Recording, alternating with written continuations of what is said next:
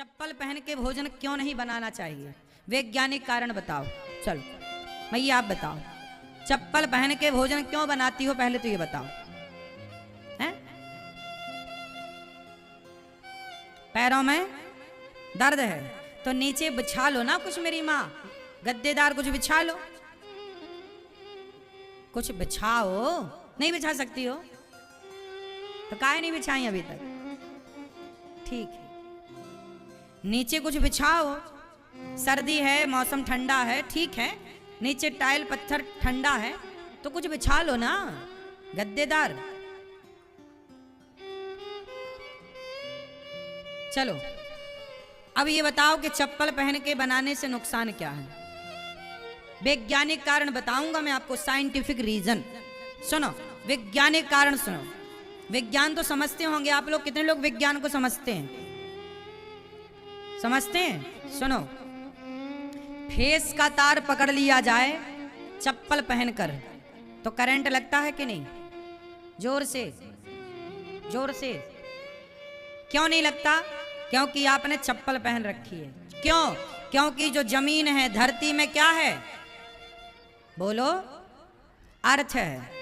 Face का तार पकड़ा है और नंगे पांव हैं आप तो करंट तुरंत लग जाएगा, लेकिन आपने चप्पल पहनी है तो करंट नहीं लगेगा, क्योंकि जो जमीन से हमें एक सिग्नल मिल रहा था, एक पॉजिटिविटी मिल रही थी, जिसे साइंस की भाषा में अर्थ कहते हैं, वो अर्थ मिलना बंद हो गया ना, इसलिए फेस का तार पकड़ने के बाद भी अर्थ ना मिलने के कारण करंट नहीं लगता। क्यों जी, बात सही है कि गलत है? ठीक इसी तरह जब माता भोजन बनाती है तो नंगे पांव बनाती है, तो उसके जमीन पांव में होते हैं, तो जमीन पृथ्वी से जो पॉजिटिविटी, उसके शरीर से एनर्जी होती हुई उसके भोजन में प्रवेश करती है। क्यों जी, आप मानते हैं कि नहीं?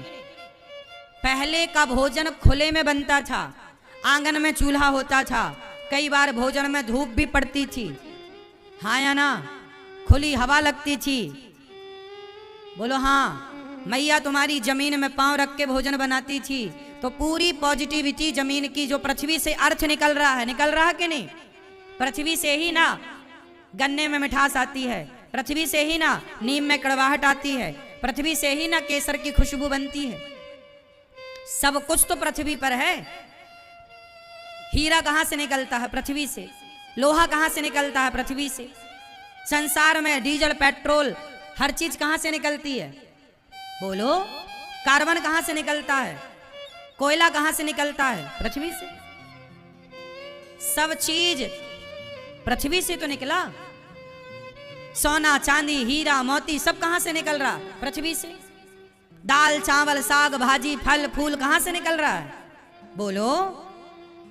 फिर पृथ्वी माता है, सब कुछ देती है, पॉजिटिविटी देती है, वही तुम्हारे भोजन में प्रवेश करता है, लेकिन चप्पल पहन के बनाती हो तो वो पॉजिटिविटी भोजन तक नहीं पहुंचती, कट हो जाती है ना। जैसे तार पकड़ने के बाद अर्थ ना मिलने से करंट नहीं लगता, ऐसे वो करंट भोजन में नहीं आया, वो एनर्जी भोजन में नहीं आ पाई चप्पल पहनने से। इसलिए आपसे कहता हूं, गर्मी हो चाहे सर्दी, आप भी थोड़ी देर नंगे पांव घास में चलना सीखो। पार्क है, आसपास कोई हरी भरी घास है, नंगे पांव चलो। हमारे शरीर में भी गर्मी होती है, हमारे शरीर में भी बिजली बनती है। बोलो हाँ। नहीं बनती आपके शरीर में बिजली?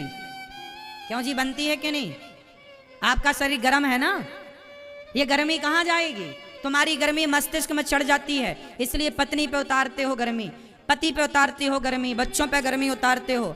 अरे थोड़ा नंगे पांव चलो, तुम्हारे मस्तिष्क की गर्मी कम होगी। साइंटिफिक बोल रहा हूं। पहले के लोग नंगे पांव चलते थे। हम नहीं कहते कि तुम 10 किलोमीटर नंगे पांव चलो, घास में 10 मिनट तो नंगे पांव खड़े रहो। सवेरे घास में ओस पड़ी है, आप भी जाओ नंगे पांव चलो, नंगे पांव। बताओ, नंगे पांव जमीन पर थोड़ी देर चलना ये आपके लिए, स्वास्थ्य के लिए सही है कि गलत है? बोलो जोर से। अब आप लोग बीमार क्यों पड़े हैं? नंगे पांव चलते ही नहीं। 24 घंटे तुम्हारे पांव में चप्पल, जूता, पलंग के नीचे चप्पलें रखी हैं। इतना जो तुमने अपने आप को जूजू बना रखा है ना।